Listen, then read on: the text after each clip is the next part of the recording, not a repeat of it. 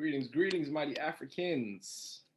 It is good to see you all. I appreciate you both for being punctual and timely.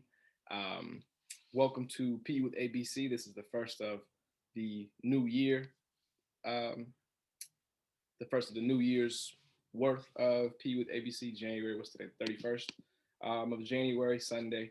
Um, this is P with ABC. I am Makonnen Tendaji, the ABC Political Education Director. It is good to see you all. We'll get started in like a minute or two just to give um, other folks some time to come trickling in, and then we'll go ahead and get started.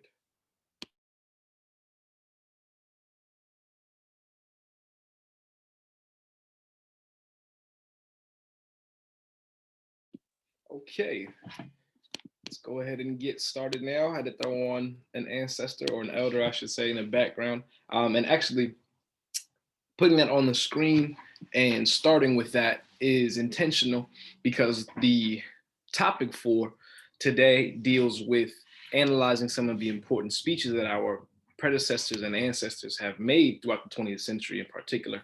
And there's this theme or this tradition of a real talent and a skill and a power when it comes to our greatest leaders and their oratory skills, being able to speak and really, generate excitement and to in a sense radicalize the masses of our people is no small thing. It requires skill. It requires a certain vision and a certain personality to do so, and we're going to be talking about that over the course of tonight's workshop. So let's go ahead and get right into it. So again, thank you all for tuning in. This is January's edition of P with ABC, kicking off the new year. So thank you all for being a part of it. The topic is We Speak of Freedom, analyzing important speeches given by some of our greatest African leaders throughout the 20th century. And we get this title, We Speak of Freedom, we get this from one of the famous works written by our ancestor Kwame Nkrumah. He wrote a book entitled I Speak of Freedom. And so again, there's this recurring theme of speech being a powerful tool in organizing and really galvanizing the masses of our people. And we're going to take a look at that as we kind of proceed. And, I want this to be as collective and as communal as possible in terms of a dialogue. So with each speech that we go through, there will be just a brief window of time for all of us to kind of discuss and share our thoughts and ideas, kind of what we're taking away from each of these speeches. So, be ready to do so. And I'm sure you all are. So we're going to look at three speeches in particular. One made by Sekou Toure. It's entitled The Political Leader Considered as the Representative of a Culture. We have the speech by Amilcar Cabral. That speech is entitled National Liberation and Culture. And then we have a speech given by the Honorable Marcus Garvey, of course. Then we're going to do some reflection on those three speeches in particular, as well as the broader topic of,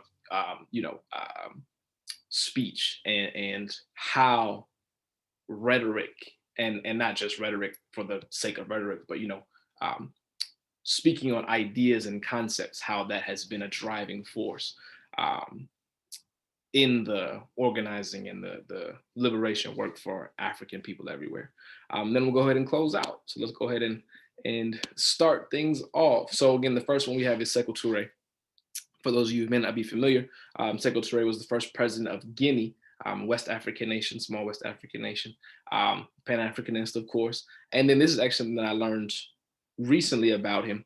He, prior to entering the political realm and being elected president, he was actually very active in labor organizing. He organized various workers' unions, and he was instrumental within the country to really put workers' rights and fair wages and things like that at the forefront of an agenda. And that was something new that I had learned. So that was pretty significant. So that's the who behind this speech, right? And so the speech itself, the political leader considered as the representative of a culture, was given at the second Congress of Negro Writers and Artists, which was held from March 26th to April 1st, 1959. One of the things that I really want us to keep in mind is the date to each of these speeches. And it's important that when we study history, we avoid the, what's the word? Like the mystification of history. So sometimes if we talk about, let's say, Martin Luther King, right? And we talk about his activities and his movements and things like that. And just the way that we're kind of taught about these things and the way they're kind of propagated throughout media, they seem ancient, right? 1955 seems like centuries ago, when truthfully that was just right a century ago, right? And within 100 years ago. So keeping that in mind with noting the dates to each of these speeches, because it's going to be important in terms of when we ourselves sit here January 31st, 2021, learning these ideas and these concepts, right? To us, they may seem something that we're familiar with. But again, if we're taking into account when this speech was given and when these ideas were being shared, it actually makes more apparent the importance behind the speeches themselves and the people giving them. So what I'm going to do is I'm just going to read some of the smaller quotes from the speech. At the end of the workshop, there are the references that I provide where you can read each of these speeches in full length books. But so again, we're just gonna look at some pieces, and then I'll open up the floor. We can kind of discuss collectively what these things mean to us and how we can, apply them today. So Sekou Toure said, but decolonization does not consist merely in liberating oneself from the presence of the colonizers. It must necessarily be completed by total liberation from the spirit of the colonized, that is to say, from all the evil consequences, moral, intellectual, and cultural, of the colonial system. Colonization, in order to enjoy a certain security, always needs to create and maintain a psychological climate favorable to its justification. Hence, the negation of the cultural, moral, and intellectual values of the subjugated people. I know it was a lot. Hold on, don't worry. We'll break it all down. Don't worry. I'll read this one, then we'll kind of discuss. There is no indictment to be drawn up against the intellectualism, but it is important to demonstrate the depersonalization of the African intellectual, a depersonalization for which nobody can hold him responsible, because it is the price which the colonial system demands for teaching him the universal knowledge which enables him to be an engineer, a doctor, an architect, or an accountant. That is why decolonization at the individual level must operate more profoundly upon those who have been trained by the colonial system. That was a lot. I know it was. Don't worry. What we're going to do now is I'm going to go back, let's see, to this one, this first kind of, excerpt.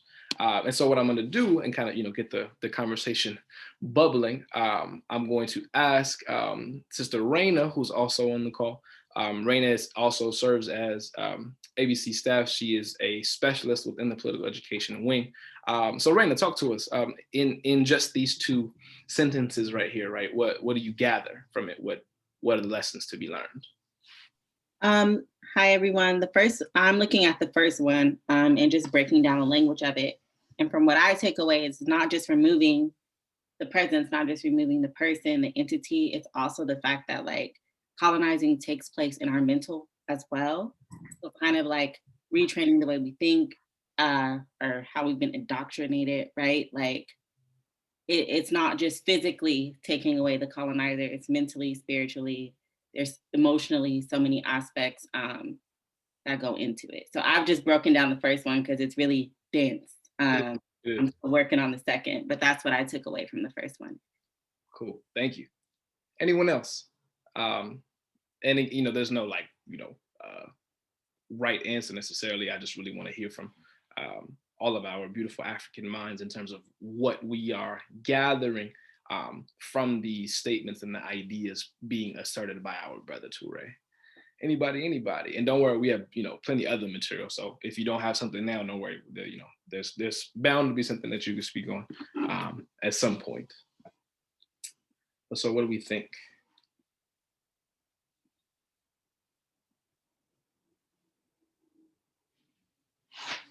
And then one of my favorite things about reading old speeches and things like that is I'm able to take a paragraph or a long sentence and then really break it down and then think about real life current examples of what is being discussed. So for example, if we look at this second statement, right? Colonization, in order to enjoy a certain security, always needs to create and maintain a psychological climate favorable to its justification, right? There's a lot of big words and things like that, but that's essentially a way of saying colonialism justifies itself. How? Asking that question, how, we can then look at current examples where this may be the case. And this does two things. One, obviously, it helps us learn and retain the material. And then it also solidifies just how revolutionary and insightful our ancestors were in coming up with these ideas, right? Because of course, the examples that we can think of today were not as, may not have been as, what's the word, present or active back then as they were now. So for them to articulate these ideas decades ago and then today we can read it and go, this is happening right now, right? It just kind of adds the significance, if you will. But yeah, anyone? No? If not, we can keep going. No problem. All right, we'll break this one down because it's a little bit longer. This one has to do with being an intellectual, an African intellectual, right?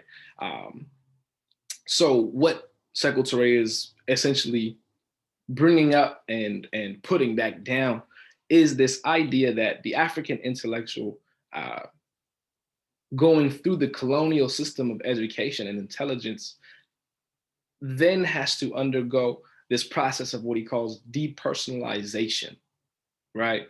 And he says that right here, right? Nobody can hold them responsible for this, right? Nobody can hold them responsible. This is the price that the colonial system of education, of information, of intelligence, right? That it's what the price sort of essentially is for becoming an engineer or a doctor or an accountant, right? And then so he picks up this idea and then he puts it back down by saying that is why decolonization at the individual level must operate more profoundly upon those who have been trained by the colonial system. We can think about this in the same way we think about how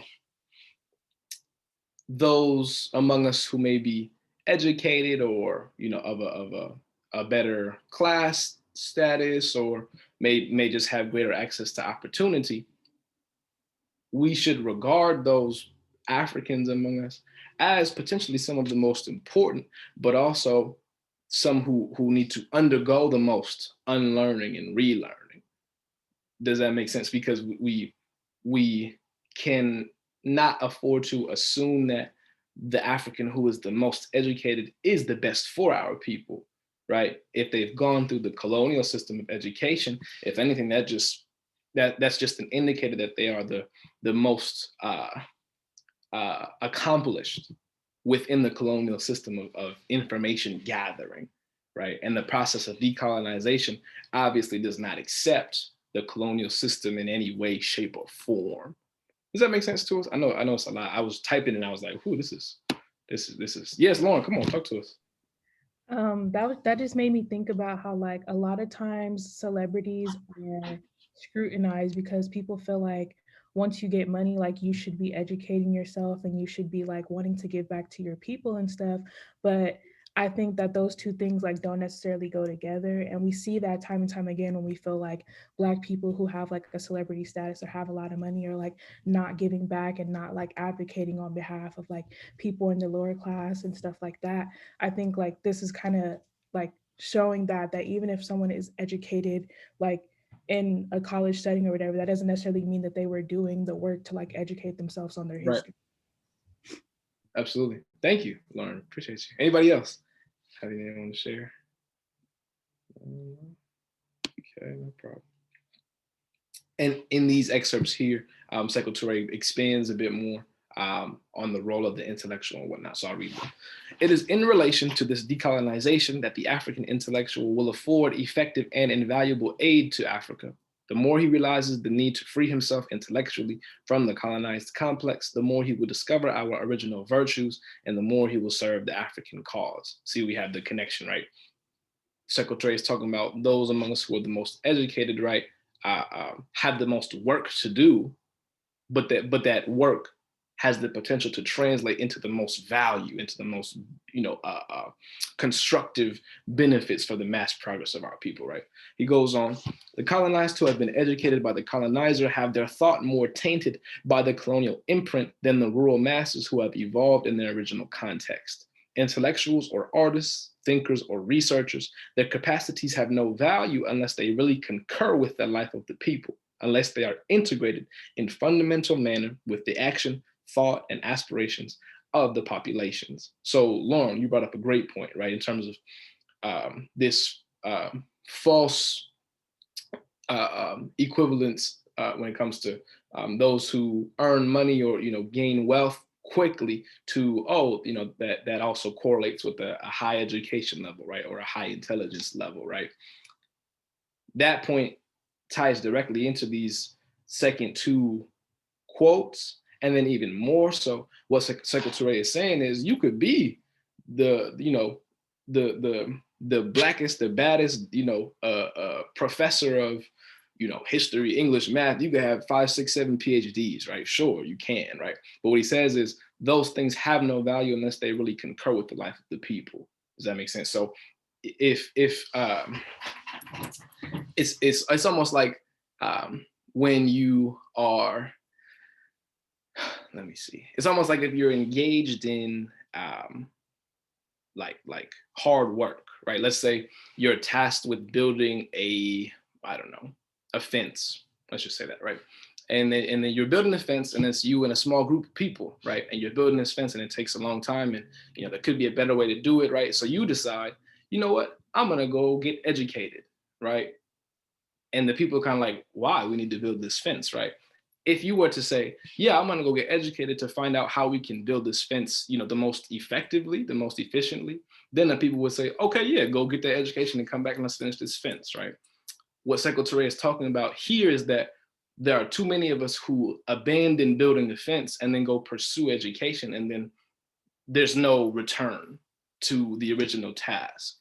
There's no execution of the initial job, right? It's just like, hey, I got my my degree, right? And then the people go, oh, all right, you ready to get back to building this fence? Oh no, I got a job over here, and the people building the fence is like, but you said, right, the goals and the values do not align with the task at hand. Does that make sense? Raina, did you want to say something? You could just say something. You're gonna raise your hand. Yeah, I try not to laugh, but just so in the previous slide, the constant use of the word depersonalization, right? I try to break things down, like even though we are educated, that was that's a lot of words. But then going back to the next slide in that last quote, and then thinking about what Lauren said, it's very, and we've been colonized, like it's very westernized to think of just self.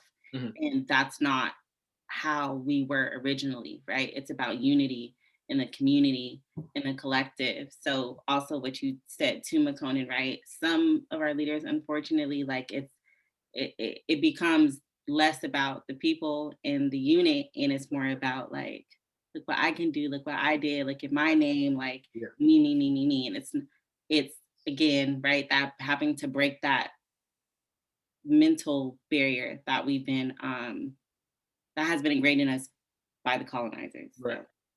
Thank you for that. Absolutely. Absolutely. And every now and then I like revisiting this last quote, especially because, it's a form of assurance sometimes, actually. Like, I know a couple of people who do music, or they, really like school, and they kind of worry, I want to do music, but, I know we also have to, serve our people. How do I do that? Right. And then, we can revisit this, right? It isn't about all of us becoming woke and then all doing the same thing. No. begin to study your people and then pursue your endeavors, right? If you want to be like he says right here, right? Intellectuals, artists, thinkers, researchers, right? Do whatever you want to do, but it has to like align, right? A dot has to connect to another dot somewhere, right? We can't just all want to just do us. Right? That's a very misinformed approach, right? Um, yeah. And then he continues to go on. He says, "It is not enough to write a revolutionary hymn to take part in the African Revolution. It is necessary to act in the revolution with the people, and the hymns will come of their own accord. In order to exercise authentic action, it is necessary to be oneself a living part of Africa and its thought, an element in that popular energy which is totally mobilized for the liberation, progress, and happiness of Africa. There is no place outside this one combat, either for the artist or the intellectual who is not himself committed and totally mobilized with the people in the great struggle of Africa and of suffering humanity." These are all very prophetic and profound ways of saying, if you're not working for your people, what are you doing? Right? If you're not studying or going to law school or whatever it is for your people, what are you doing? Right? And we should be able to we should be able to hold each other to that, right? Oh, it's great that you got this deal, or you accomplished this, right? How does that tie back into what we're doing here? How does that inform your organizing work? Oh, I just wanted to do it. Okay, right? We need to be sure our energies, our best of energies, are being applied in the most constructive of ways, right? And especially if we walk around claiming we are Black excellence or we're for the people, right? If we walk around with these kind of ideas, right, in our heads, we need to be sure that our actions align with them, right? Or otherwise, we're misinformed, we're mistaken. Anyone have any thing they wanted to share? Lauren, come on, now you all gotta raise your hands. Hey, look, just unmute yourself and say, Makonnen, I have something to say, and I'll be like this. Please go ahead. Now that just got me thinking, like, and I guess I want to kind of pose to y'all, because I feel like a lot of, well, not a lot, I'll say some people feel like they have to get it on their own, and they have to like get it for themselves and their families in particular. And like, how would you kind of help someone see like it's not only about you, and like what you're doing can be useful to like an entire community and not just like your small like section? Because I think a lot of people feel like some people are out to get them, or like I had to try so hard to get it for myself, like, and they just kind of stay in that, like, and trying to like maintain what they have. Like, how do you, I guess, kind of explain like the importance of community and like Sure. branching out of that? No, definitely, absolutely. I would answer. Kwame Toure, in one of his speeches, he said it was one of my favorite things that he said, because he said it, so not in a funny way, but like when you heard it, you were like, oh yeah, that makes sense. He was saying, if you want your people to do something that you're telling them, and you believe it's a good thing that you're telling them to do, the best way you can get them to do it is by being the best version of what you want them to be. Does that make sense? So like, Lauren, if I were to tell you, Lauren, you should start doing, you should start, drinking a gallon of water a day because it has XYZ health benefits, right? And you go, wow, that sounds great. How's it work for you? Oh, I don't do it, but you should do it. Would you ever do it? Right? Or maybe you do, but you're like, that's weird that he would tell me to do it, but he doesn't even do it. Oh no, I drink soda all day. I don't even drink water. You know how crazy I sound? You know what I mean? So in that same regard, when we are in conversation, and in relationships with those of our people who feel these things, right? I would first say that it's valid, right? Where we are a heavily suppressed, oppressed, subjugated, all the isms and aid is out there, right? All those things our people are afflicted with. So it's also equally important that for each one of those people who has that to say, we don't just go, all right, well, stay here then, and then we keep going, right? That's again, that's not being the best version of the messages that we're putting out, of the advice that we're giving, so on and so forth. And then, when we look at what Huey P. Newton had to say, and what he wrote about when it came to the Black Panther Party, he said it countless times. The Panthers knew they weren't radicalizing anybody on an empty stomach. They weren't radicalizing anybody who sleeps outside, right? We have to ensure our people have what they need first. We need to be sure that our people are fed, are clothed, are housed. The very, very basic things that we would never necessarily think masses of our people need, they do in fact need those things. So the answer can't be, if we're marching down a neighborhood block where our people live on, and we're saying, join the organization, right? We got our signs out and whatnot. And then, a young Black boy comes out of his house and says, okay, sure, sounds good, but I haven't eaten in 3 days, right? We can't just throw him a book, eat that, right? Right? The basic needs and survival needs need to be met before there can be any kind of community building of collective organizing, any of those things that we want to get to. We need to be sure, right? Square one has been completed first. Does that make sense? Yeah. And so it's a practice, right? So while I can answer your question easily right now, that doesn't mean it's an easy thing to do. Of course, it's difficult, right? But we need to have an undying and an everlasting patience and a persistence for and with our people, right? So that was the first speech. We'll transition into the second one. This was given by Amilcar Cabral, Pan-Africanist agricultural engineer. He organized and fought for independence from Portuguese colonization in the country, Guinea and Cape Verde, which are two small, Cape Verde are islands, and then Guinea's another small, Guinea-Bissau, small West African country, right below Guinea, actually. So this speech, entitled National Liberation and Culture, was delivered February 20th, 1970 at Syracuse University. And then same thing as the first speech, I'm gonna read a couple quotes. If you have any thoughts or, a connection was made, feel free to just shout it out. I'll be quiet and you can share for sure. You don't have to worry about, raising hands and stuff like that. So Amilcar Cabral states, the broad experience of mankind allows us to postulate that it has no practical viability. It is not possible to harmonize the economic and political domination of a people, whatever may be the degree of their social development, with the preservation of their cultural personality. Culture is an essential element of the history of a people. Culture is perhaps the product of this history, just as the flower is the product of a plant. There's one recurring theme between Sékou Touré's speech and Amilcar Cabral's speech, and that's culture, the role of culture, the political and historical functions of culture. This idea of culture is one that I believe, according to the teachings of our ancestors, is severely misunderstood today.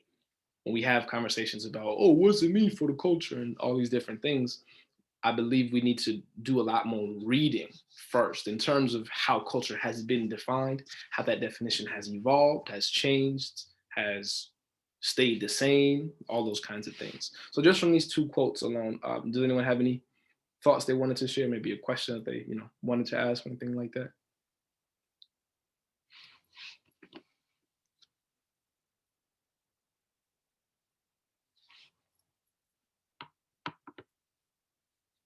Anybody? Raina, what you think? I know you think something. I'm trying to break them down, honestly. I'm focusing on the first one. I was still thinking about the last slide. I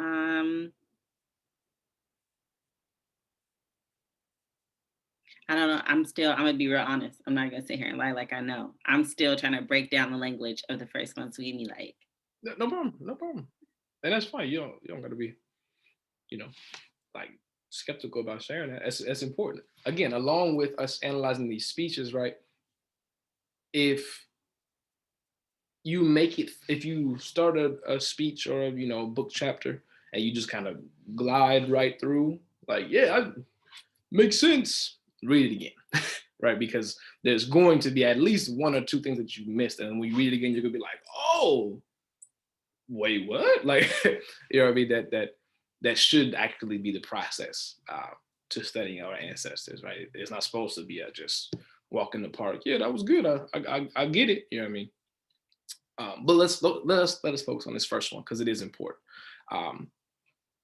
What Emil Cocker-Brawl here is saying is that, so take the, let me see, I need visuals for this. I'm gonna use books and stuff.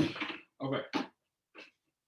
So he says, take the economic, right, and political domination of a people, right? So these two things represent those things, right? And then he says, regardless of the degree of their social development, right? So this is not really as important as political and economic domination, right? These two, right? He says it cannot happen, right? To bring them together, right? If you leave the cultural personality there, right? So what he's saying is that if an oppressor wants to oppress and they want to merge the economic and political domination of a people, they have to get rid of the culture of that people. The cultural personality is essentially the collective mode of understanding the culture. So for example, of the 4 or 5 of us on this call right now, let's say we all share a culture. Let's just say that, right? From sharing that culture, we all then have a collective cultural personality. And so what Emil Cocker-Brawl here is saying is that if an oppressor were to come in and try to oppress us in this call, they would need to remove that cultural personality if they wanted to dominate us economically and politically. And he says that the reasoning for this is culture is an element of the history of a people. People will not allow themselves to be economically and politically dominated if they remember this, if they remember and still practice their culture, if they still remember their history. And he explains it more and more, right? But does that make sense? Is that a better kind of good? I have your right. When I see you go like this, it makes me feel good. But go ahead, Raina. What you say? I was over here like, oh my God, you should, the teacher in me, that was a great moment, Makonnen, because now I'm like, oh, okay, got it. It made me think of, I forget which speaker it was at the conference that said, as long as Black people try to aspire to be like white people, then we will never like liberate ourselves. And that's, as you were explaining it, that's what I was thinking, like our language was taken, our spirituality was taken, our diet even, and without them taking away all those things, they would not have been able to control the economic and the political, like you said. So I did have an aha moment, and we were all over here nodding like, okay, got it. Good. And in this speech, there's a couple more quotes that he explains it further. So let's go ahead and do that. History allows us to know the nature and extent of the imbalances and conflicts, economic, political, and social, which characterize the evolution of a society. Culture allows us to know the dynamic syntheses which have been developed and established by social conscience to resolve these conflicts at each stage of its evolution in the search for survival and progress. Don't worry. When I read this the first time, I like put the book down, I got a headache. It was too much. There's one thing about Emil Cocker-Brawl. That brother will use words. And he did beautifully. So let's break this down. So in his analysis of culture and history are probably my favorite because he highlights so brilliantly the importance of not just history and culture, but keeping hold on to them, right? Not letting them go. So in this first slide, what did he say? Culture is an essential element of the history of a people. It is the product of history, just as a flower is the product of a plant, right? So when we go now to what history allows us to do, it allows us to know very well and unmistakably the imbalances, the conflicts, the oppression, the war, all these different things. So history allows us to do that. Culture allows us, as he says right here in his big words, what he's saying is that culture allows us to understand how those different factors, let's say a war happened, wars don't just spring up, right? There are social factors, right? Political, economic, et cetera, et cetera. All those things contribute to a war erupting. what he's saying here is that culture, in essence, is that like almost like that pair of glasses that you can put on and then look at why conditions are the way that they are. Does that make sense? So it's almost like if we as a people have no knowledge of our culture, true culture, right? Not those cultural factors imposed upon us, right? But our true culture, where we come from, right? If we don't have knowledge of that, we're looking at history like we don't have our glasses on, and we're trying to make out like, is that I think that's a shape, okay, right? So we're almost kind of guessing, right? We're kind of walking blind. But when we put our glasses on and we have proper vision, that means we're practicing our culture and we're knowledgeable of it. Now we can see clearly.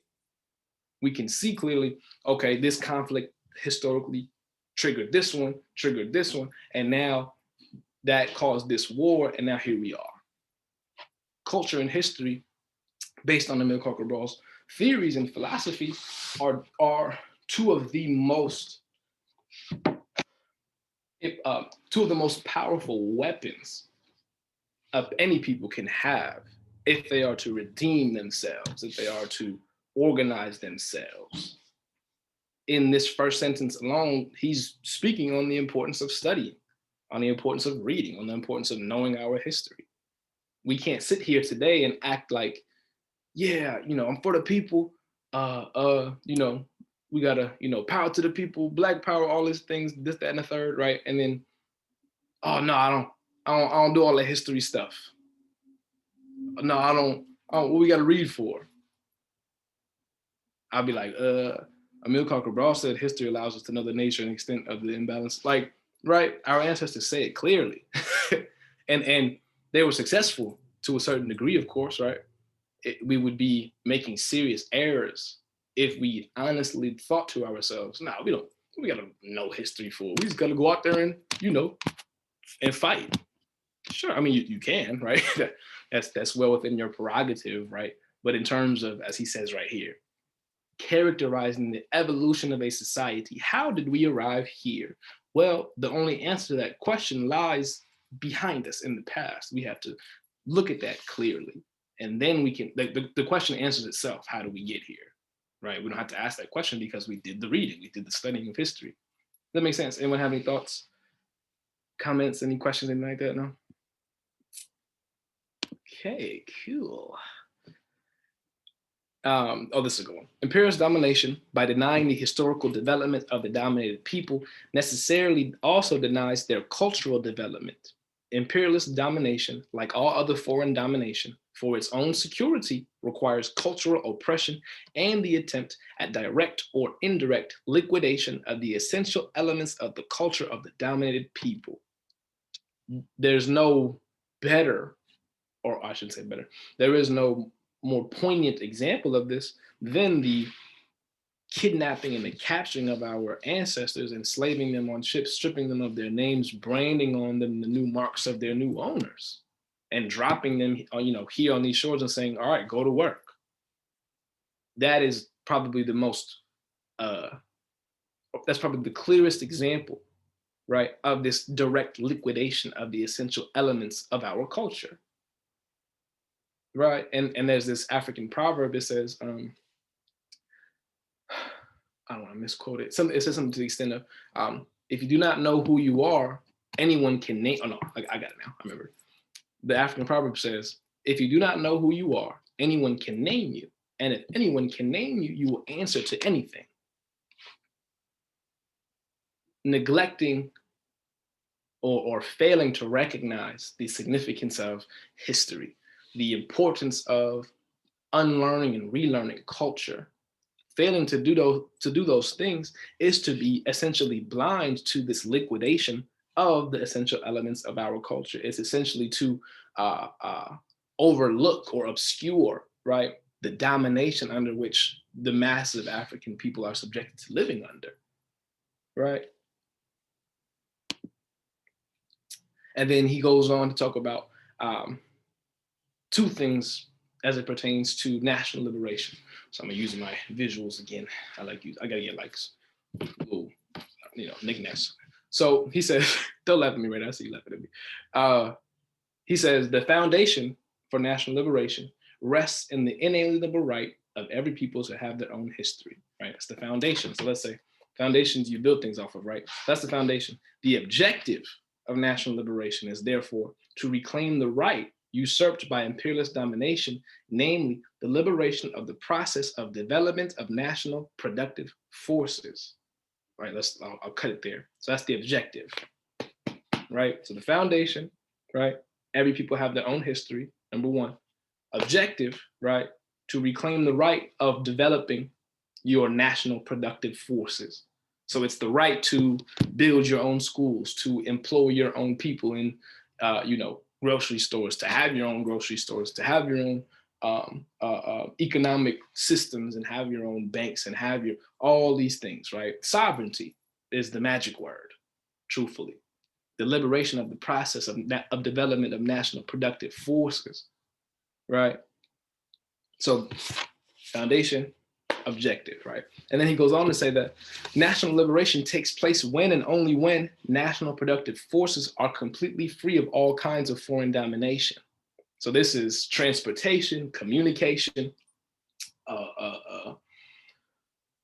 education, right? All these forces,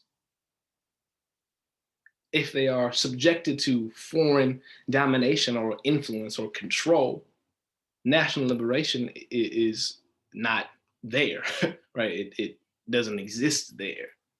And this is where it becomes important for us to develop almost an investigative nature for every time there's a new article or a new claim that comes out saying, "Oh, we're making progress," right? See those all the time here in the U.S., overseas on the continent, right? The Caribbean, right? Oh, they just got this new prime minister, or they just got this new, right? They just built this new what do they call those things? Bullet trains, right? Those things are nice, right? But we need to be sure we're unpacking. Okay, if Senegal, this is just hypothetical, if Senegal just built, a new university, who funded the building of the university?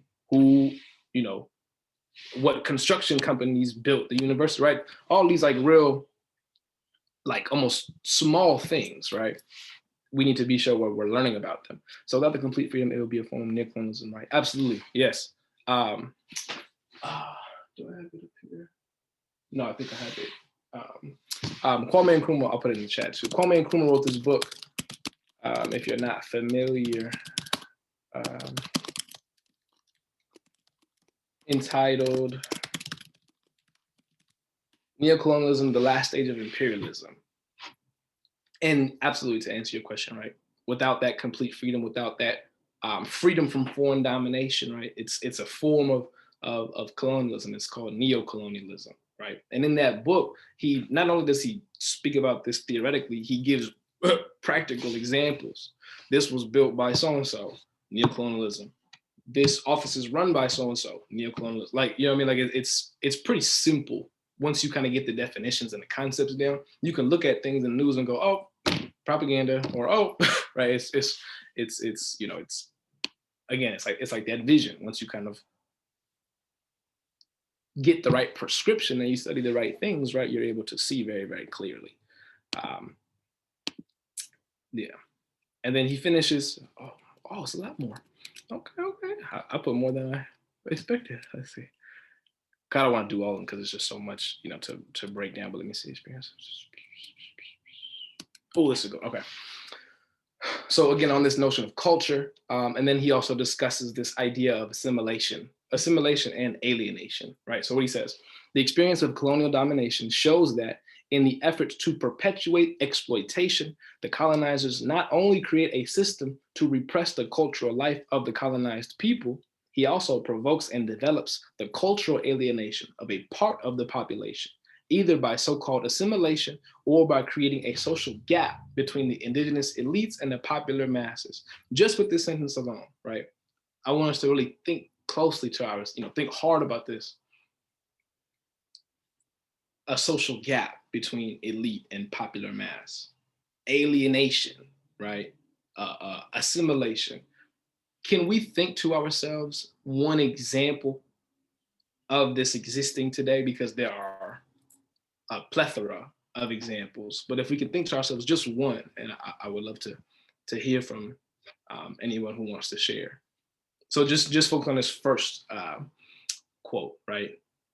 He says it right here, right? In order to perpetuate exploitation, right? He says colonizers create a system that, right here, provokes and develops the cultural alienation, or by creating a social gap.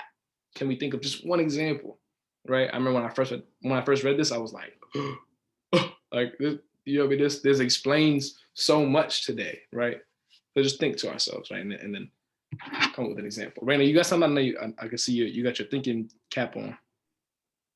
I always reference things to pop culture. Maybe that's the teacher in me trying to connect to my students, but this even ties into the previous slides we looked at before we got to Amilcar Cabral, and both things that popped up in my mind. I don't know if you guys have seen the movie One Night in Miami, but the scene when the character who plays Malcolm X is talking to the person playing Sam Cooke, and Sam Cooke is just so disconnected, right? Because Yes. once you reach this, that a few of them are disconnected, but it's like once we reach so that social gap, the celebrity status, and you're in the 1% or whatever percentage, you think that what we go through as Black people doesn't apply to you, and that's just what. Of course, it's so relevant today too, but that's just what popped into my head. And then thank you for that. And then before we go on to other people, again, if there's one like you know, if someone asked you afterwards, what's one thing you learned, you could just say culture, right? In your response, Raina, right? You said, what do I think about? Popular culture. Culture is so significant. It's like the nasty like glue that just holds all the exploitation and the, you know, the oppression together by a thread, of course, but it holds it together, right? In this weird kind of precarious way, right? Like you said, right? This social gap, right? And as you said, right? The scene you were describing, and of course it applies, you know, in real life, so to speak. It, you know, those of our people who become well educated and wealthy, right? And they kind of move up and on into the world, right? That's alienation in and of itself. Moving from, you know, where you live with moms and pops, right, to the big house in Calabasas. That's physical alienation, just inevitably. And then you're in this nice house, all these, you know, rich white folks around, but what do you complain about? Oh, it's hard, you know, it's hard to know with these white folks out here, right? We so different. We so this, that, and the third, right? That's cultural alienation. It's so like once you see it, you're like, oh, there it is, right? When you have people like T.I. and Killer Mike go on TV during the summertime and they, you know, implore the residents of Atlanta, don't burn Atlanta down. We own this. This is our Wakanda. We're trying to build this, right? That's a direct sign of a particular alienation and actually an assimilation on the part of those people, because they're saying, hey, chill out, stop burning all this stuff up before the white folks see you, right? And take it away from us. That's that gap. That's that system in place, right, that represses the cultural life of our people, right? Exactly, crying about their police family members. Exactly, all these different. We see it every day. It's pervasive, right? Somebody, I seen it the other day. What's today? Saturday or Sunday? On like Thursday. I don't know the context, but I guess Denzel Washington was asked about the police. I said no. But again, for those who don't know, he was giving an interview or something like that, and they were asking about, you know, like Black Lives Matter and defund the police, and he said like, oh, something to the extent of, you know, I don't like when people put down people like the police and the military, right? I couldn't read it anymore. I was crushed. The point being that social gap is in place, and not only is it in place, it's rigid. It stays there, right? And then what happens is there are even like those who, you know, are celebrity or are elite, right, who may actually be a little outspoken, right? They may say, yeah, you know, I support Black Lives Matter, whatever it is, right? That's when we got to really think critically and say, okay, here's this celebrity saying it, but here's this celebrity saying the opposite with a much bigger voice and a much bigger bank. That's also a sign, right, of how culture is like it's like the web, right? Webs are complex and they're nasty and right, and but they're all connected. That's what culture is in a society, right? Yeah. Um, Let me see. There was something else. Struggle for both. I have an example. Come on, Lauren, of course. Give it to us. It just made me think about like right now during COVID and like how celebrities are like, everyone please stay at home, like be Mm, safe and all that stuff. And then like they're going on vacations and stuff. And it's like, you're talking about stay home. Like uh, people can't stay home because they need to work to like keep a roof over their head and like, keep their families yeah. fed and themselves fed and all that stuff. And then you're going on vacation and like for one, you're spending hella money to go on vacation, money that other people don't have, and you're like putting other people in danger. Yeah. Because Right, 'cause you're like going. Yeah. yeah, like whatever the like your reasoning is. So that just made me think of that. And then also like the same people, like politicians who are talking about like, oh, COVID like isn't real, or they're like not wearing their mask and not like taking it seriously are the first people to get the vaccine too. And it's just like Yeah. the main person that said like you don't even like believe in it or whatever, you feel like you don't have to Mhm. adhere to the rules, Yeah. but like the people that have been staying home, they're not even able to get the vaccine because they're prioritizing like other people. Right. Right. No, absolutely. And again, what makes culture such a like a not widespread, what such a massive like thing to like kind of look at and observe is because it's everywhere.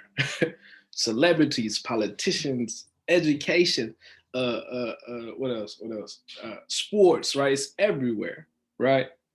This cultural system or this system that represses cultural life that has been installed by, as he says, the colonizers, by the dominators, by the oppressors, right? It's stuck, it's latched in place. And actually what makes this even more like egregious is Lauren, you brought up the point of celebrities and things like that, right? They'll say these things, and you notice how when it's a like a black artist or something like that, it's like, oh, we like you because we listen to your music or whatever, and you're black, obviously, right? Or scratch that example. Denzel, the point of Denzel, right? I love Denzel. I'm sure we all kind of do, right, to a certain degree. And so to see that, it's like, no, right? That's the uh, uh, the capability of this system that represses cultural life, right? It will salvage itself at all costs, right? Yeah, I seen that about Denzel. I gotta look at it a little more because, woo. Okay, let's see. Greater differences. Oh, okay, this is good. This is good. And then we'll go into our last speech. The greater the differences between the culture of the dominated people and the culture of the oppressor, the more possible such a victory becomes. Like the seed, which long awaits conditions favorable to germination in order to assure the survival of the species and its development, the culture of African people flourishes again today across the continent in struggles for national liberation.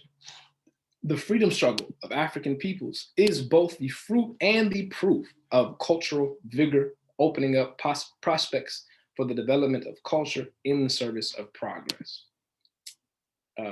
Any thoughts? I know it's a lot to read, so I'll give a moment.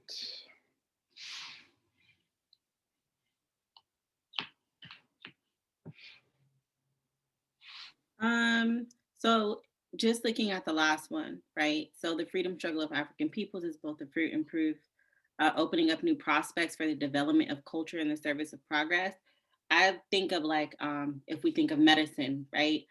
More Black women are looking into becoming doulas because of how Black women are treated in the medical industry. I know a lot of Black people, I'm a teacher, right? I know a lot of Black people who are choosing to homeschool their kids. I've met 2 people over the weekend who teach like about medicine, architecture, history, language from an African perspective. And a lot of Black people are moving towards that more so on the East Coast, right? So just reading more about our culture, right? Diet, just everything encompassing, and Yep. it's hitting the pockets of what we normally do, right? But you can also see the switch of how like the opposition is recognizing that and trying to control that too, right? But Yep. just looking at that last, that's the connection I make when I look at the last quote. Absolutely. Absolutely. And, you know, again, Emil Carter was so eloquent with his language, right? The freedom struggle, he says it here, is both a product, right, of our cultural strength and the proof behind it. Our ability to burn down police precincts and, you know, Targets and Walmart, like those kinds of like I don't want to call them outbursts, but those kinds of actions, right? That freedom struggle, that internal, almost a subconscious resistance, right, to domination.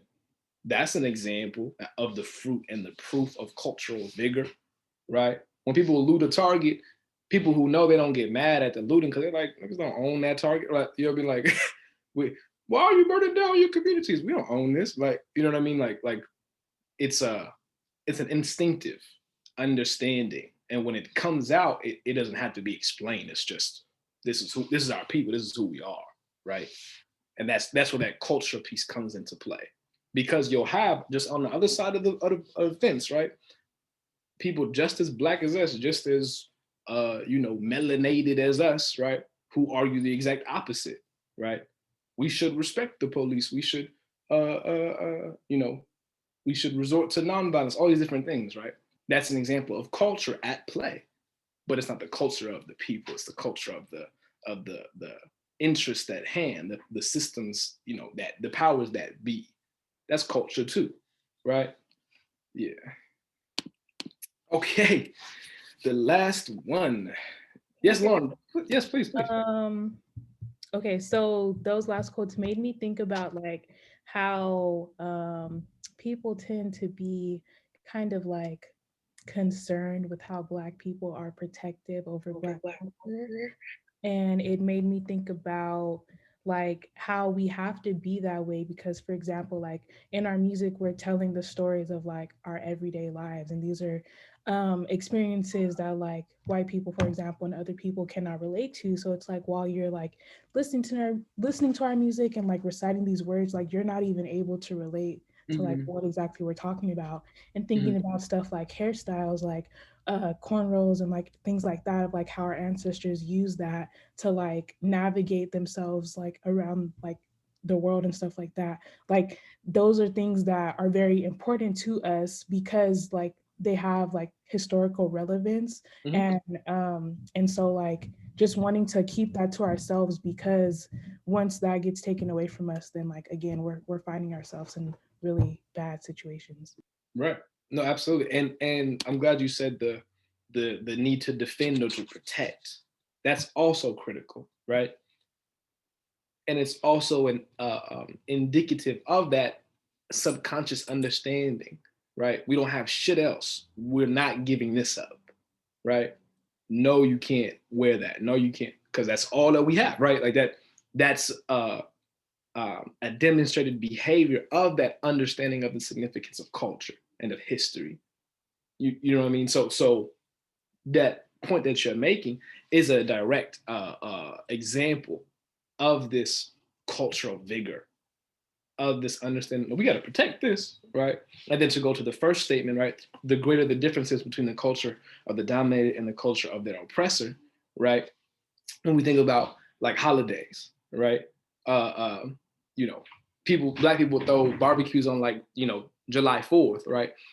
And you ask them, they're like, we're not celebrating this. It's just a time to, right, to barbecue, right? Or if it's, you know, I don't know, Christmas, right? We don't believe in Santa, but we like nice shit. Like, you know, like even those kinds of understandings, that's a proof of that. Like we know what we have and what we can make for ourselves. That's cultural vigor. That's that fruit and that proof, right? Yeah, I love us. We so funny. We were like, what we celebrated? We had this meat to cook. Like this. All right, last speech, and then we'll close it up. This was given by the Honorable Marcus Garvey, Pan-Africanist, of course, founder and leader of the Universal Negro Improvement Association. This speech was delivered at Carnegie Hall in New York City on August 1st, 1924. This was the opening of the Fourth International Convention of the Negro Peoples of the World. And so again, what I said before with Sekou Toure's speech, he gave that in 1959. Amilcar Cabral's was given in 1970, this one in 1924. That's 35 years before Sekou Toure gave his speech. Again, when we think about the language and the ideas being spoken about, we have to think about the time. When we read Marcus Garvey today, we're like, yeah, that's proper. Marcus Garvey's talking this shit in the 10s, 20s, and 30s, right? Almost 100 years ago at this point. But again, that just demonstrates the real strong, powerful tradition of leadership, right? Of a historical and almost a futuristic appreciation, right? We're describing our conditions now based on how they have been historically, and then we can project or predict what they could be, right? Futuristically, right? So he says here, I am here to tell emphatically that if we do not seriously reorganize ourselves as a people and face the world with a program of African nationalism, our days in civilization are numbered, and it will only be a question of time when the Negro will be as completely and complacently dead as the North American Indian or the Australian Bushman. You talk about the progress we have made in America and elsewhere among the people of our acquaintance, but what progress is it? A progress that can be snatched away from you in 48 hours because it has been built upon sand. Thoughts? Hey, the Honorable did not play. Thoughts, comments, anything? I know it's a lot, but if we could just think of like one thing that we think about when we read this, or one thing we may have a question about, right? And again, keep in mind the time and place, right? This is August of 1924. It's, what's that? 90, yeah, I'm not no math major. What's that, 97 years ago. There we go, that was pretty good. All right, 97 years ago, Donald Marcus Garvey's talking about this. Reorganizing ourselves as a people, face the world with a program of African nationalism, right? Progress being built on sand.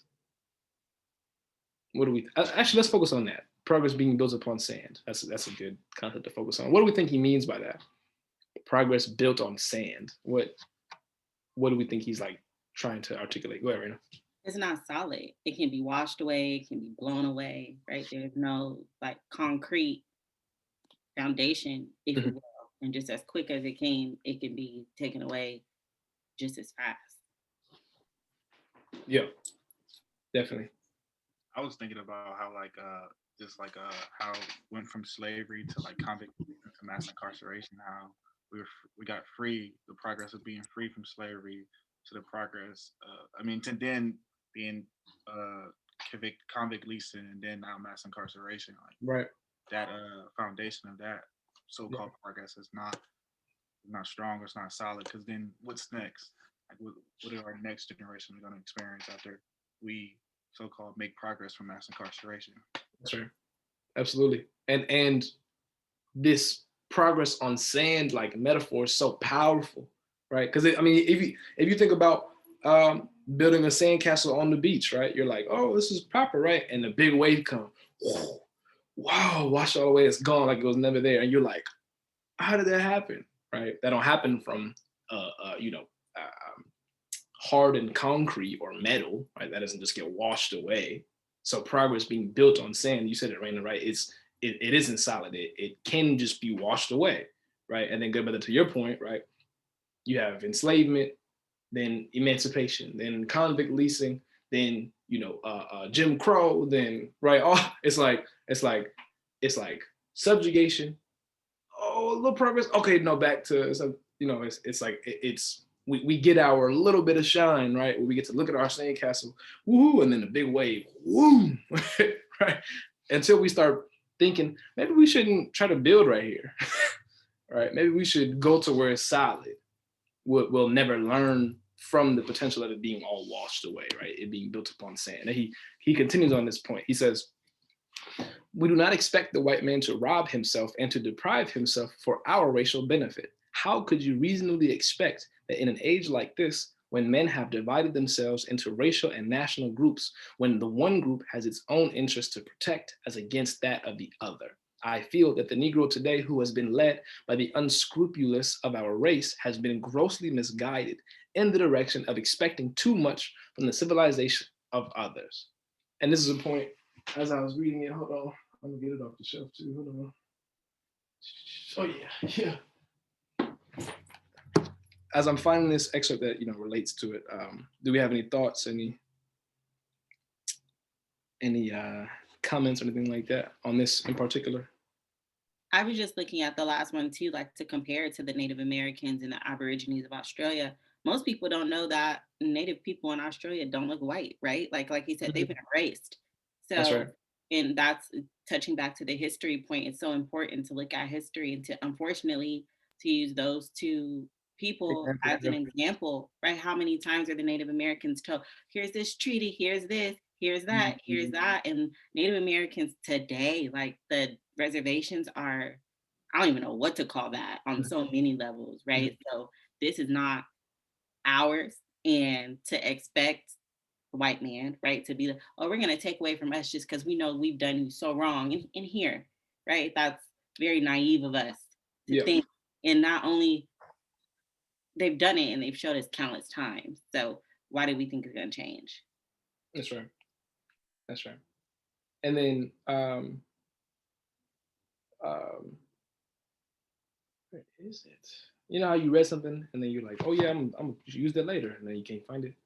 Not you, Makonnen. No, I'm gonna find it. It's not. I got it typed right here, but I wanted to read from the book. That's okay. So Marcus Garvey talking about, right? We do not expect the white man to deprive himself or to rob himself, right? Amos Wilson in this book, African-Centered Consciousness versus the New World Order. This is one quote that relates to what Marcus Garvey's saying. Amos Wilson said, "We must recognize African people that it is not about getting a piece of the stolen gains of these people, but to stop their thievery and rape of the world, period. So it is not about being left out of the mainstream. It is about bringing into being a new world order," right? That illustrates perfectly.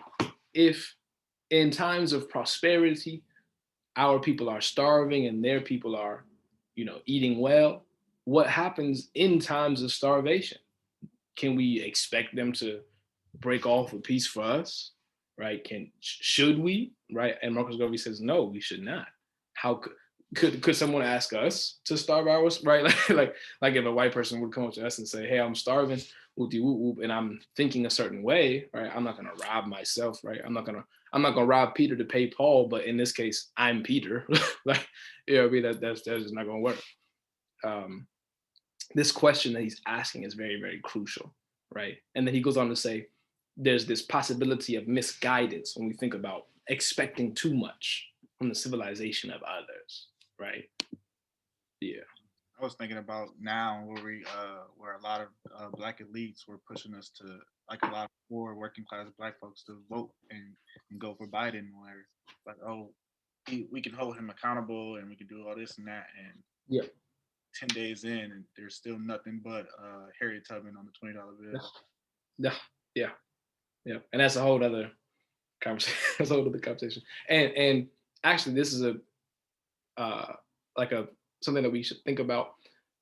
We have a misunderstanding of culture, of history, and then also of power.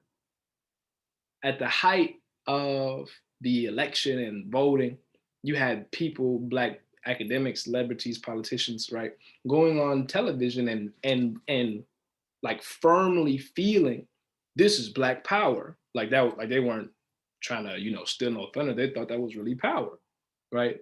Some of our people who are so misunderstood believe power is being able to put a person of another race in a position of power so that they can give to you, right? That's a misunderstanding of power. Hey, you get the power to, go handle this over here, and then once you handle that, break me off my piece. Power, right? That's just a misreading. That's just an incorrect understanding of power. And so what Marcus Garvey's talking about here, talking about in terms of the Negro being grossly misguided, it's a misguidance in terms of how we should understand and seek power for the masses of our people, right? And then here we go, perfect. talking about Joe Biden, right? What progress have we made when everything we do is done through the goodwill and grace of the liberal white man of the present day? But can he always afford to be liberal? Do you not realize that in another few decades, he will have on his hands a problem of his own, a problem to feed his own children, to take care of his own flesh and blood? In the midst of that crisis, when he finds not even enough to feed himself, what will become of the Negro? When I read this, I threw the book across the room. I was like, let's go, this is it, right? like this, again, in terms of culture, right? It can explain everything, right? Like simultaneously. Do we honestly believe power is dependence, reliance? Not even on other Black people. Power could be depending on a Black person. Sure, that's power, right? It doesn't depend on whitey. That can't be power. That, I just refuse to believe that. That's power. That's that's disempowering. That's mispower. Yeah, thoughts of this, because this is, we could have really made the whole like workshop about this right here. But so, what do we think about this? What examples can we think of? What and then actually, if we could think about this question, right, in the midst of that crisis, when he finds not even enough to feed himself, what will become of us? This is a question that I don't think too many of us who are organizers and thinkers really think about, right? And truthfully, we're living in a time right now that is very much right, in terms of this criteria, very much so a crisis, right? We in a panoramic, it's a pandemic, Panasonic, whatever you want to call it, right? Pandemic, we're in it, in the thick of it, right? And disproportionately, our people are suffering. So we are in right now the predicament Marcus Garvey made 97 years ago when he said, when the crisis comes, not if, but when, and nobody can eat, what's going to happen to you? Right? Because when nobody can eat, we can't walk around with our hands out in a land of people begging, right? If in that current time and place, everybody's struggling, we look like, fools 2 times over for expecting someone else to give something to us, right? I'm telling you, I read this other day, boy. I was about to go on a rant. Yes, Raina, talk to us, please. That's funny. Just you saying that reminds me of like, and forgive me, y'all, I make like the craziest connections, but with like EDD, right? I'm born and raised in South Central. I live in Compton. I know plenty of people who did what they did with the EDD. And why not? I know a lot of people like, oh my God, but we've been needed this, right? Yep. So the fact that we figured out a loophole and took it into our own hands to be able to eat and pay bills and whatever else. And make no mistake, people living in the hills were doing it too, right? They just found out the means to be able to do it so they wouldn't get in trouble, right? But or they bought the less outlandish stuff, but right, yeah. But they're not posted in banks over there. They're posted in banks off Manchester and wherever else to come and arrest us, right? In Rodeo, ask them to look in your bag and look at your car. Like that shit is crazy. Yeah. So again, I just make connections to present day because though this was in 1924, it is still so relevant with things that we don't even think about, right? So. And then just in terms of asking ourselves this question, like, rhetorically almost, I believe it's a good question to ask organizations and movement leaders. We're in a crisis and our people are suffering disproportionately. Are we in a viable position, whether it's economically, politically, right, educationally? Are we in a viable position to withstand that, to get through that, right, and to protect our people? That should be like one of the questions we ask ourselves in terms of how do we come up with an objective? We can't just say, we want power to the people. Okay. Beautiful, right? In what way? In what industry? In what sector of life?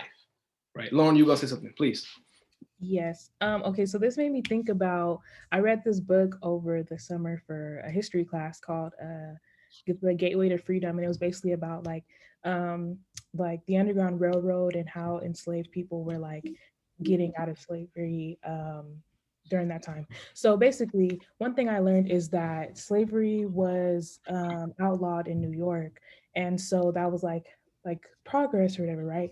But the people, like the lawmakers and stuff that had passed that law in New York, were still putting their money into slavery in the South because they still needed a form of income. So it was like, yeah, we're gonna do this for you, like, you know, in the front, but in the background, we're still like, we still got to make money for ourselves. And so it's like that fake sense of like we're doing something for you. That's right. But really, it didn't really do much for Black people during that time. And it was This really is a book. What book is this? it's called The Gateway to Freedom by Eric. You put that in the chat. I'm trying to read that. Yeah, honestly, it is by a white person, but it's super informative. That's all right. Hey, that's all right.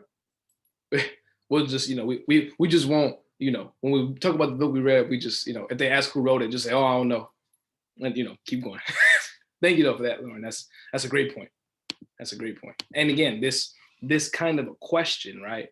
In the midst of a crisis when everybody's struggling, and not just like kind of, no, it's bad. When everybody's people been living down bad since we got here, what is going to become of us? Right? We can't just say, oh, we resilient. We excellent, right? Those are nice words and all, right? But those nice words only last so long till I pull up these, you know, COVID death rates, when I pull up these educate, you know, all these different things, right? They all trend in the downward, in the negative, and there's no sign of it getting better, right? We can't just, you know, what would they say? We can't just Black joy our way, right, to Black power. Oh, I'm gonna write that down. Hold on, Raina, write that down for me. We can't Black power. But I'm sorry, go ahead, Raina, go ahead. I was gonna say, just because you brought up education, it made me think, sorry y'all, about the pandemic and education, right? So I work at a school that's predominantly Black students in LA. That's unheard of. That's a unicorn. Like 95% Black students. It's a charter school. And in the midst of a pandemic, everyone is failing across the US. This school is up for renewal for its charter, and they're still doing tests, knowing that across the nation, they are failing. This school, this unicorn, and when I say like, there's no other school in LAUSD that has as large of a Black population, and you would think, oh no, we're not going to do the testing, knowing that just getting in. So just when you said that, Makonnen, it's like, that's not by accident. It's on purpose, right? They don't want this school to do well and thrive. They want to shut it down and break that up. So I just had like an aha moment. Sorry, I couldn't write down your quote, but that's like, we love ahas. Yeah, I was over here for a moment like, why would they test him? And then with you just saying that, I'm like, well, duh. Like, that's why. So yeah. And it's like, think about it like this, and this kind of analogy can be applied widespread. If, let's say, me and Lauren, we're about to, you know, get into a foot race. Let's just say that, right? And so we line up at the lines, right? And let's say the only thing I'm thinking about is winning by any means, right? I don't care if I gotta, whatever it is I have to do, I'm going to win, right? So then let's say in my head I go, ooh, I'm gonna get a head start, right? So boom, the race starts. Let's say I leave early and no one's there to go, hey, Makonnen, you know, left early, right? You just had to run from where you started, right? So now we're running and I'm way ahead of you. I'm like, you know, across the track, right? And again, the only thing I'm thinking about is winning, right? Is there anything that you could do to convince me maybe I should slow down and make it fair? Is there anything that you could say at all? No, right? I'll blow up the racetrack before you get out in front of me, right? That analogy, I know it's funny, but that analogy describes, right, the current colonial situation Africans find themselves in, particularly in the U.S., right? It looks differently, right, overseas, but particularly in the U.S., we are essentially engaged in a foot race, and we have a 400-year late start, right? 400 years and counting late start, right? And in the course of that 400 years, We have done everything to convince. We have done everything to persuade. We have done everything to plead our case to this person we're running this race with, right? To say, come on, it's not fair, or come on, we don't want to run a race, right? The race is still going. The world on fire in the COVID pandemic, right? The race is still going, right? You've seen the headlines where they say, world's wealthiest people gained $3 trillion. World's poorest people lost. The race is still going, right? So when we ask ourselves these questions in the midst of crises, right? Can we afford to trust or depend on or rely, right? We don't have to worry about being wrong. History is the indicator of what is correct and what is incorrect, right? Yeah. And it will probably be a close race, Lauren, honestly. I'm not very fast. Let me see. And this is the end, right? Okay, yeah. So I'll finish with this, and then that'll pretty much be it. So races and peoples are only safeguarded when they are strong enough to protect themselves. And that is why we appeal to the 400 million Negroes of the world to come together for self-protection and self-preservation. To win Africa, we will give up America. We will give up our claim in all other parts of the world, but we must have Africa. And again, this is 1924, it's 97 years ago, right? Marcus Garvey is in front of a podium talking his stuff, right? And most people are kind of like, yeah, he's kind of off his rocker, right? But here we are, 90 some years later, like literally going like, oh, he said this? Yep, that's over there. He said this too? Oh yeah, that's over there, right? he described it as if he was here, right? And he went back in time and gave this speech, right? Races and peoples are only safeguarded when they are strong enough to protect themselves. Clearly, in the midst of this pandemic, of this crisis, right? All the evidence point to no, we are not in a position to protect ourselves, to fend for ourselves, right? So we can stop the, the what's the word, masquerading of resilience and joy and what's the other one they use? Diversity and equality, right? All the little buzzwords, right? Scratch all that. We dying, and we haven't stopped. We haven't stopped, and there is no sign of it lessening, right? And this crisis that all of us are living in, of course, we are the ones suffering the brunt of it, right? We got to move past the. How can we find joy in the? No. How are we gonna stop dying, right? What measures are we going to take to remove the current leadership and then install the proper leadership? And I'm not talking about white folks, I'm talking about our people who are the leaders, right? Clearly there's been some misguiding being done, who and, by whom and in what way, that's another P with ABC. But so yeah, that's it. Yes, okay. I'll thought there was something else. So in reflection, this is something I want us all to just kind of keep in mind, right?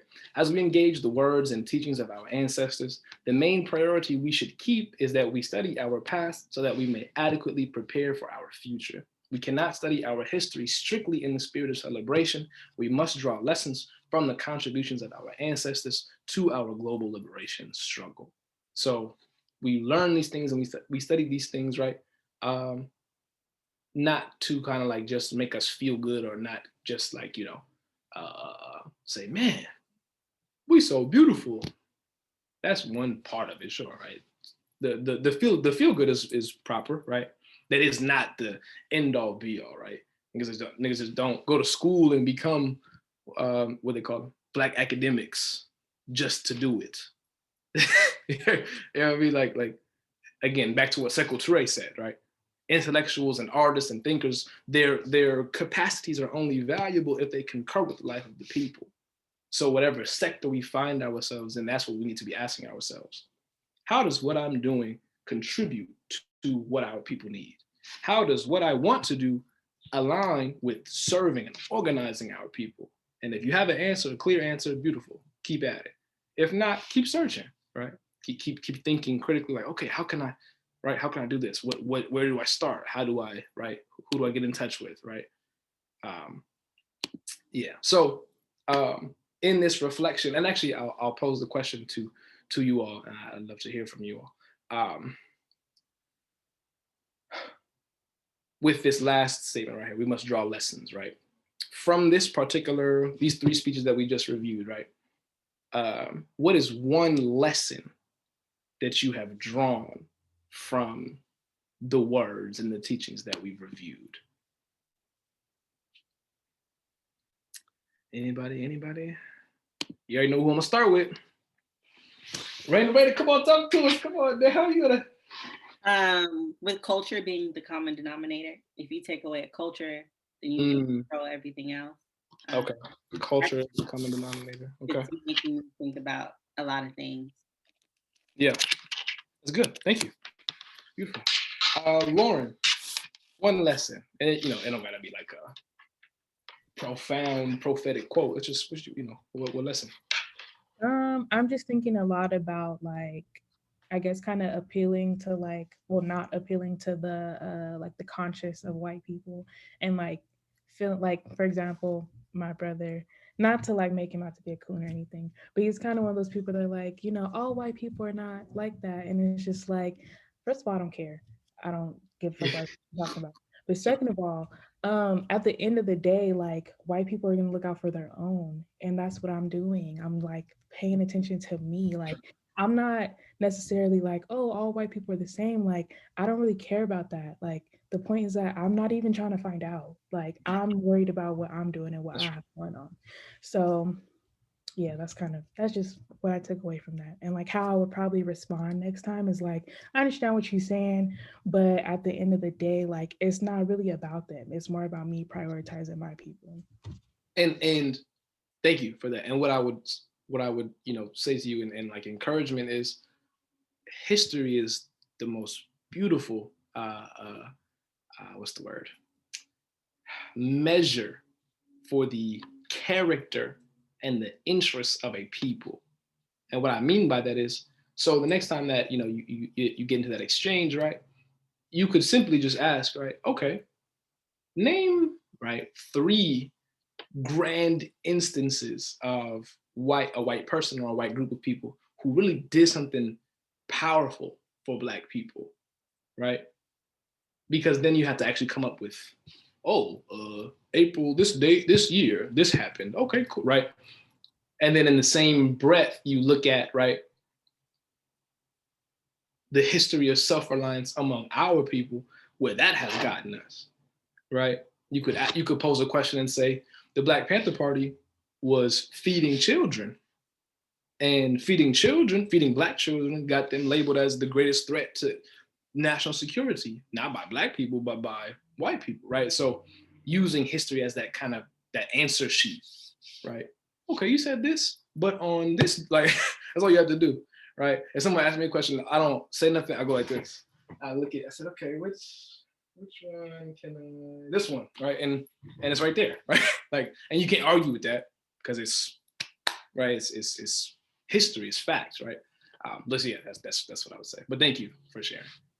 That made me think though about like, okay, so we're asking that question like, what have white people like done really for us too? Is like a lot of times when white people are involved in like our like fights and our struggles and stuff, it's like they're trying to be a part of what we're doing and not starting their own thing and like making sure that they're actually doing the work in their own communities. So it's like I need to like know that like you really doing some shit on your own and not just like, oh, like I see you're doing this, how can I be a part of it? Sure. Because I feel like that shows a different kind of initiative. Mm-hmm. Absolutely. And again, in terms of that historical study, right, you could just do a real comprehensive look at history in terms of organizations and actions, wars, and things like that, and go, where in this history would it be wise, or where in this history does it indicate I should go around believing not all white people are bad? This history is ridden, right, with, right, aggression, right, hostility, all this from these people, right? Point me to something that I can look at and go, oh, okay, like that is true, I suppose. Does that make sense? That's where that history comes into play. Yeah. And then, did we think about any other lessons, perhaps? Lesson I learned is the information, like just the information and knowledge that I gained from like learning at these like white institutions and everything about the system, about our people, if I'm not coming back to my communities and everything and helping benefit my community, then it's no point. Like, what am I doing it for? And I believe you said it on Twitter once, where it says like if you're not spreading the knowledge and stuff that you gain, it's a betrayal to your people. I said that. So, yeah, it was one. I got a tweet from you. I think I gotta find it. Hey, Raina. I said myself, that sounds kind of hard. Oh, that was me. Oh, my fault. But yes, no, absolutely, right. To read a speech given by Marcus Garvey where he's imploring Africans organize, unite, and then you just kind of read it and you go, that was a good read, right? The knowledge on that page is like, no, you don't just put me back or just keep me up here, right? And you walk around, woo, y'all don't know what I got up here, boy. Like, come on now, it's betrayal, plain and simple, right? And it's not to sound dramatic, it's just, that is what it is, you know what I mean? It's like if you get a instruction book, right? How to build a bed frame, right? And you go, these are pretty good. Whoop, don't need those. And then you just start building stuff. And then when the bed break, you're like, oh, what happened? You didn't follow this? Like, right, it can be broken down as simply as that. And then these are the books where I got those speeches from. So the first Sekou Toure speech came from this book, which is a great book. It just has a gang of speeches and like addresses and things like that. So Political Thought of African Independence, this one. And then what's the other one? Philosophy and Opinions, of course. You already know, keep the banger on deck. I just, I kind of keep it tucked, I drive with it and stuff, Philosophy and Opinions, Marcus Garvey. And then Return, hold on. Because if there's one thing I'm gonna do is cite my sources. Then I have Return to the Source, cite the speeches of Amilcar Cabral. These three books are where I got the speeches from. And of course, there's more to them. I really just put excerpts. And then, matter of fact, the Amilcar Cabral speech, I've read it before, but I only read through half of it and then included pieces from that because it's just so. I was reading, I was like, yeah, no, I'm not trying to, confuse myself. So I said, I'll stop right here. Conan, if you could put the Amos Wilson book in the chat, I forget the title. Oh yes, the one, yeah, the one from Barger. Of course. Let's see. African Centered Consciousness.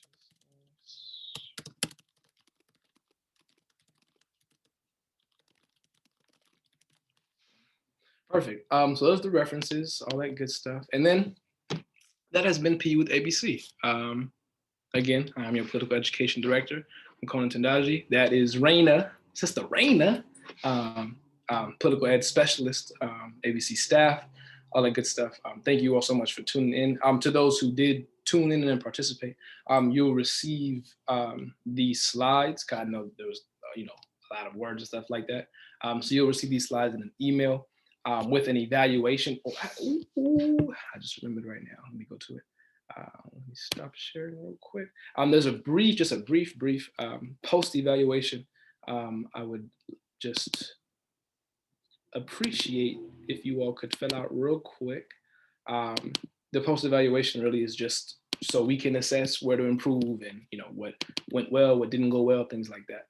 So let me pull that up, or actually I'll just drop the link in here. Come on in. Candido, is that how you say your name? I like the ancestors in the background. I see Ida B. Wells. I'm teaching my students about her this week. So I see Candido. Yeah. It's way more like. Oh yeah, on the wall. I have that picture in my classroom. So nice. So I just put a link to complete the post evaluation in the chat. Again, real brief, is not even, it's like 6 questions maybe, and it's all, multiple choice, all that good stuff. My favorite kind of tests, in school and whatnot.